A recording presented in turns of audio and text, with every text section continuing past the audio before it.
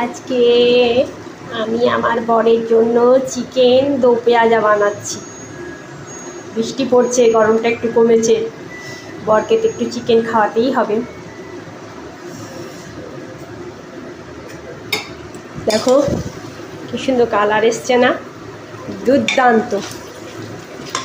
আদা, রসুন, পেঁয়াজ, কাঁচা লঙ্কা, পাকা লঙ্কা, গোলমরিচ পেস্ট করা, কুচনো পেঁয়াজকে তেলে দিয়ে তার আগে দিয়েছি 4টে এলাচ, দারুচিনি, লবঙ্গ ফোড়নে, আর সাদা জিরে।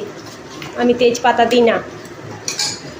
তারপর পেঁয়াজটাকে দিয়ে পেঁয়াজ একটু চিনে দিয়েছি যাতে কালারটা আসে। তারপর ওই যে মশলাটা দিয়ে আমি কষি। আমি কিন্তু চিকেনে মশলা মাখিয়ে রাখি না, চিকেনটা ম্যারিনেট করে রাখি নুন, হলুদ, তেল আর লেবু দিয়ে, পাতি লেবু দিয়ে ভালো করে ম্যারিনেট করে রাখি। প্রায় 2-3 ঘন্টা ম্যারিনেট করে রেখেছি। আর দেখো মোটা মোটা আলু আছে গোল গোল, আমি দুভাগ করি না, এটা হচ্ছে চন্দ্রমুখী আলু। আর চিকেনের লেগ পিস আমার হয়ে গেছে। এই প্রেসারে ঢাকা দিয়ে দিয়ে সিদ্ধ করেছি। এটা চিকেন দো পেঁয়াজ, আর পেঁয়াজ তো অবশ্যই আছে। 4খানা মোটা মোটা পেঁয়াজ আছে আমার এখানে। আমার রেডি। জাস্ট আর 5-6 মিনিট হয়ে গেলেই আমার চিকেন দো পেঁয়াজা আমার বর শোনার জন্য রেডি।